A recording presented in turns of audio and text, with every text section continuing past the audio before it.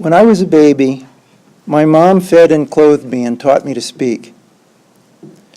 By the time I reached high school, I assumed her job was done. For the next 25 years, I looked at her as an older version of the young woman who raised me. My attitude changed on her 70th birthday. The catered party was attended by about 80 people, most of whom I had never met. One by one, speakers stood up and showered her with praise. Then many of them came over to me, eyes moist, and said, "You are so lucky to have her as a mom." After that, I decided to pay closer attention, not to who she had been, but to who she had become. We began a new ritual. Every week we spoke on the phone. When something she said triggered defensive feelings, I breathed a couple of times, brushed past it, and changed the subject. Soon we returned to our talks about books or the many activities she engaged in, or news about her extended family and visits to synagogue. To reduce the frequency of hot-button moments, I had to convince Mom I was no longer her baby. Fortunately, she was up for that challenge, and our adult-style conversations became increasingly comfortable. At first, I thought I was doing her a favor. But over time, I discovered that the things her friends admired about her, I admired too. I already knew she loved her family, but I was amazed to learn that every morning at 6 a.m., she wrote letters to relatives she hadn't seen in years.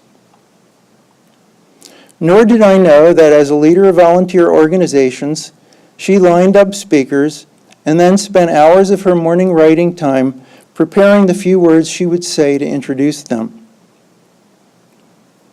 She also wrote book reviews and read them to her reading groups, turning book reading into a vibrant social activity. Mom found many ways to keep her spirits high.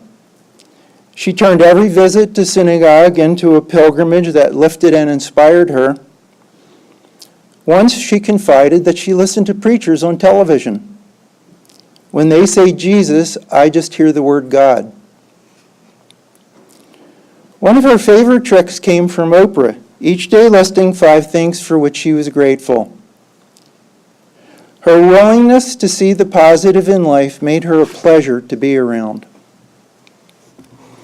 Exercise was another pillar of her Aging Gracefully program. In the winter, she walked laps in the hallway of her building, and in the summer, swam laps in the pool. She did yoga every day. One of the last photos I have of her shows her posing proudly with the women in her exercise group, many of whom are half her age. She was curious about everyone she met, instantly turning strangers into friends.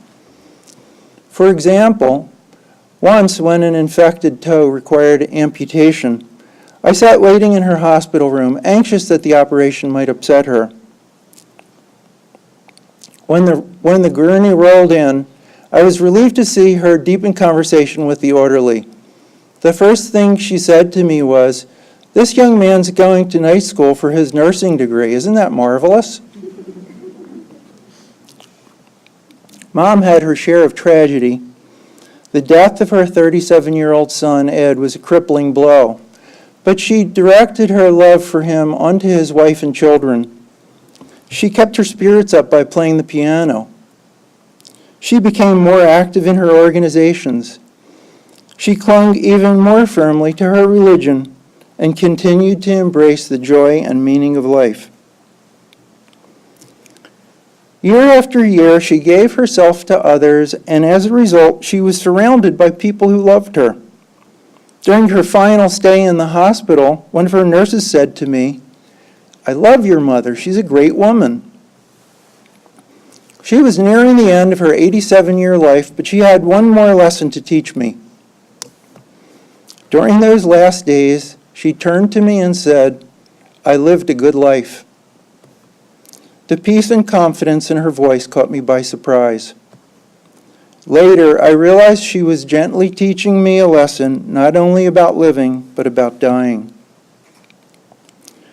As I grew older, Mom kept doing her job, preparing a roadmap that extended past childhood all the way into midlife and beyond. And in order to teach those lessons, she had to keep growing too. It took me many years to understand that I did not outgrow my mom. In fact, I have a lot of work to do to keep up.